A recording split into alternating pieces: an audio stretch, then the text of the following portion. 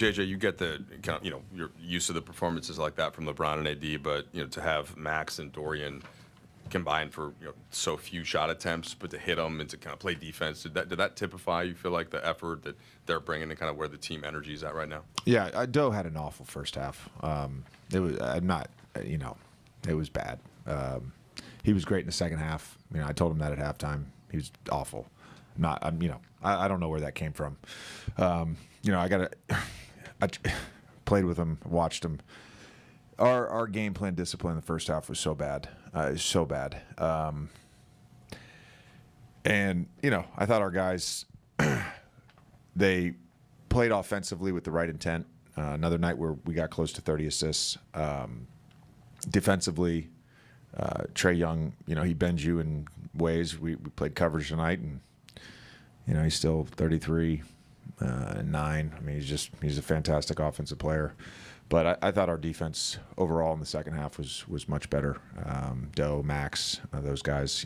Again, you go against elite offensive players, and you're not gonna stop them. They're gonna figure out ways to score and assist their teammates. Bigger picture, if you don't like the game plan discipline, are you encouraged then that it's not an easy win, but a relatively comfortable one in terms of the scoreline? Yeah. I'm encouraged by our team in general. I think the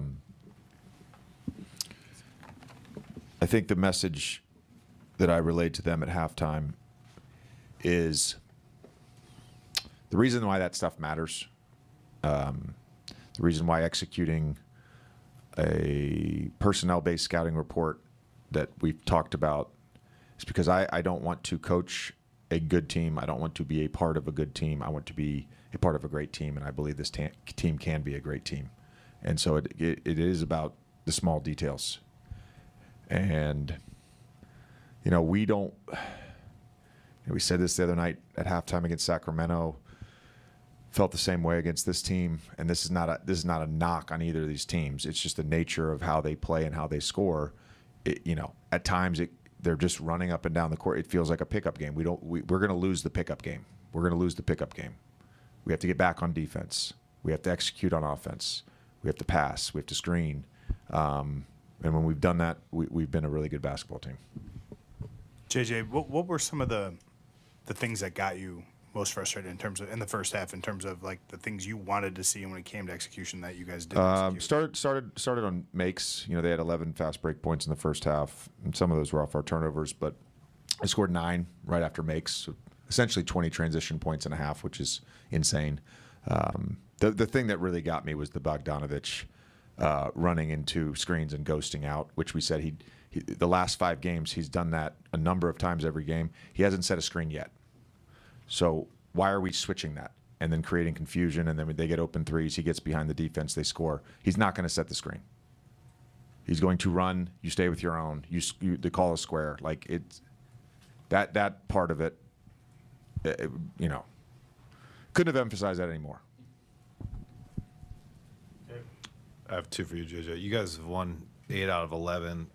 I think that's right. And only 2 of those games are against opponents above you in the standings. You split them against Memphis and Cleveland. With Houston coming up, do you like, or what do you feel about a challenge like that, where you guys are momentum-wise headed into this trip? Yeah, I would say every night's a challenge. I mean, I just really feel that way about the NBA right now. Every night's a challenge. Every opponent has good players. Every opponent has long defenders. I think it's not just indicative of our team. It's indicative of the league. It's hard to win games. I mean, you saw what I think happened tonight in the West.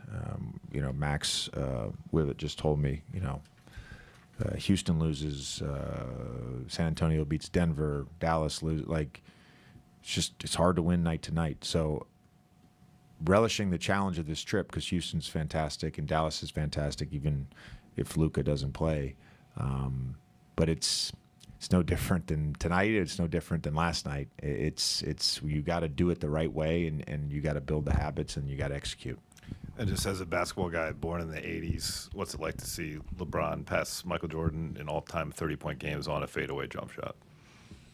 Yeah, I mean, I was unaware of the record until we huddled as a staff. But I congratulated him. It's just another thing that he's done in his career, and certainly speaks to his greatness and longevity. And that stretch, where he hit 2 fadeaways and a 3, kind of gave us the cushion we needed and control of the game. Hey, JJ. You guys opened the season really hot. Had a bit of a losing streak, lost 9 of 11. Now you guys have won 8 of 11 and are back and forth. Obviously, you're used to these ups and downs, having played in the league for 15 seasons. But being in the coaching seat, obviously, we all know how much of a hot seat it is. We saw what just happened to Mike Brown. Do those winning streaks and losing streaks feel different to you now? I think I know what you're asking me. There's a scene in Band of Brothers where they're in the trenches, and one of the soldiers who's really scared asked the other guy, he says, how are you able to go out and fight and you don't seem scared? And he says, it's because I'm already dead. So when I took this job, I already died. So I'm well aware of this profession, but it's not even on my radar. I'm already dead.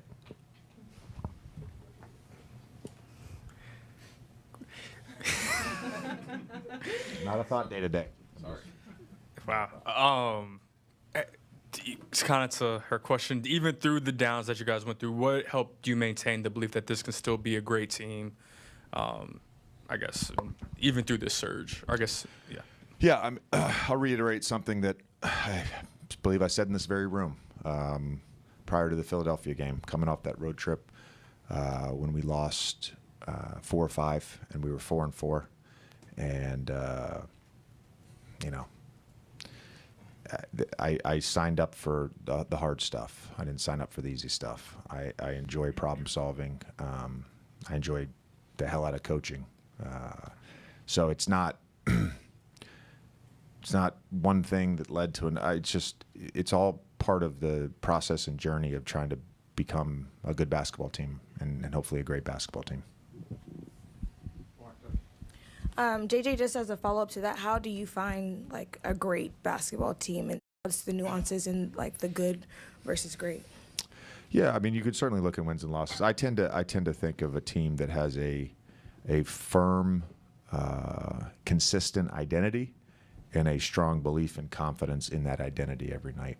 And we're building that, and we are so much further along than we were October 22nd or whenever the first game was.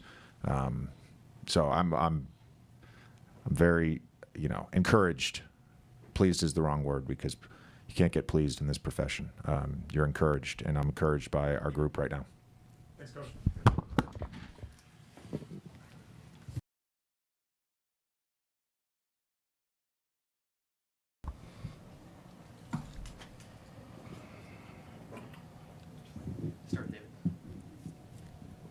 Dorian, I asked Max this last night about being able to close out the game, with you and him defensively on the wings. Tonight, was a little bit of the same. Just kind of what do you see, early from that pairing, in terms of what you guys can bring defensively? From since I've been here, Matt's been terrific on, on the defense end, bringing a lot of energy. So when I come in, I just try to match his energy. I told him I've been in his shoes before. Especially sometimes, you play defense all day, and you might not get a shot. A lot of people don't keep that intensity when they ain't getting the ball, and I just try to preach it to him that, I've been there before, and that's what made me valuable in this league. Hey, Dorian, I know it's only been like a week or so and only a few games, but how much more comfortable do you feel now compared to when you first got here a week ago? I'm still learning. I'm still learning plays. They still helping me out. Guys on the court telling me where to be. I'm still messing up pick and roll coverages a little bit because I could switch with so many people, and I ain't used to it. Just like I done messed up one of them switches with AD, and he like, "Doe, come on, we switching." I'm like, "Dang, I ain't used to the 5-man wanting to guard, you know, the main guy. So it's been fun, you know, fun, but also, you know, what's the word I want to use? You know, surprising, you know. Dorian, what are you learning about kind of this team and how good you feel like the team can be? As you know, you've only been here for a little bit now, but you probably started getting a sense of what it could be like with your teammates. We get stops. We get out and run. We got guys that can, you know, we got LeBron who caused so much trouble in transition. You know, he make, you know, some of the craziest passes that get through guys' hands. But if we keep teams under close to 100 points, we could be one of the top teams in the league. I don't see why we can't. You know, we got whatever you need. We just, you know, a couple games ago, we got open looks. We just ain't make shots. So we just keep, Coach said, keep shooting it with confidence. So that's all we could do. You played against LeBron and AD for, you know, many years now. Are there any things that you've noticed being their teammates, kind of listening to in the huddle that either surprised you or made you think more of what you already would have thought? Nah, just Bron doing this shit at 40 years old. You see what he did the last 2 games, efficient. You know, he obviously shooting the 3-ball a lot better, you know, now than when I first got in the NBA. But man, just how he adapt, you know, his game to his, you know, how old he is, you know, and it's amazing to see. AD, I mean, you know, we the same, you know, high school class, so I've been seeing what he could do for a long time. I remember him popping out of, you know, that what is that? I remember him just, you know, showing up out of nowhere because he was like a late bloomer a little bit. So it's cool to see him still going. Yeah, he had that late growth spurt. Yeah, late growth spurt. Yeah. So when you played against him the first time, though, was it a little bit like, wait, how does he have that kind of handle when he's that long? And yeah, he was still, you know, putting the ball on the ground, showing his all-around game.